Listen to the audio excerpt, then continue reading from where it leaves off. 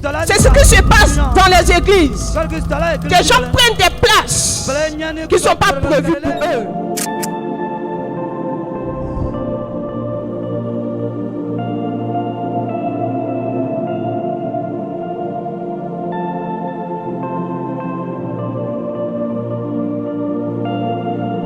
David sera roi sur Israël. Il se lève et il se pose. Et lorsqu'il se pose, qu'est-ce qu'il fait? Il va prendre Ishbosheth, petit-fils de Saül, et il vient le proclamer comme roi sur 11 tribus. Quand vous mettez les versets, vous citez les tribus, sur 11 tribus. Donc c'est lui qui est roi. Amen. Amen. Continue. Ishbosheth, fils de Saül, Ishbosheth, fils de Saül, était âgé de 40 ans.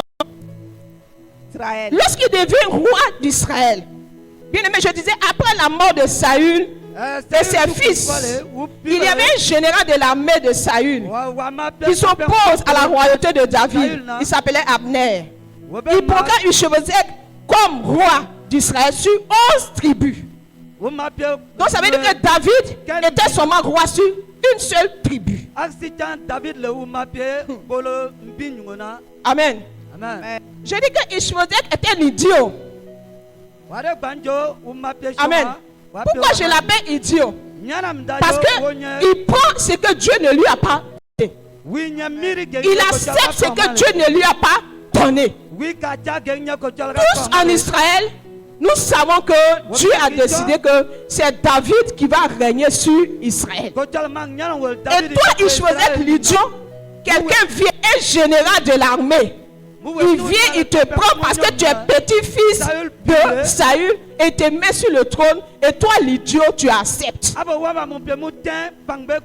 Tu acceptes pourquoi? Parce qu'il y a longtemps, tu avais convoité cette place. Ishbosheth prend ce qui ne lui a pas été donné. Ishbosheth accepte ce que Dieu n'a pas prévu pour lui. Oh, Dieu avait prévu de lui donner ça autrement.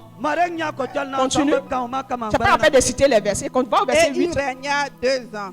Et il régna 2 ans. Il accepte. Ce que Dieu ne t'a pas donné. Il prend ce que Dieu ne lui a pas donné. Il accepte d'être roi. Toi, tu sais que Dieu n'a pas dit que c'est toi qui vas régner sur Israël. Quelqu'un vient, général, qui s'oppose. Et il te prend, il te fait roi. Et toi, tu es d'accord. Amen. Toi, tu es d'accord. Tu prends ce que Dieu ne t'a pas donné.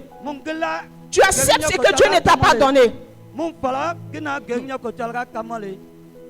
Parce que Ishbosheth cherchait ce que Dieu ne lui a pas donné. Il accepte ce que Dieu ne lui a pas donné. Ishbosheth, pour vouloir chercher ce que Dieu ne lui a pas donné, va trouver la mort. Voici tout ce que je dis que si tu cherches ce que Dieu ne t'a pas donné, tu vas trouver la mort. Ce que Dieu n'a pas prévu pour lui, c'est ce qu'il accepte. La royauté que Dieu ne lui a pas donnée, la place que Dieu ne lui a pas donnée, c'est cette place qu'il convoite. Bien aimé, je vais dire à quelqu'un ce matin, toute place que Dieu ne t'a pas donnée, si tu convoites cela, cela va t'emmener à la mort. Dis amen. Cela va t'emmener à la mort. Ce que Dieu ne t'a pas donné, il ne t'a pas donné. Amen. Peut-être qu'il a prévu autre chose pour toi.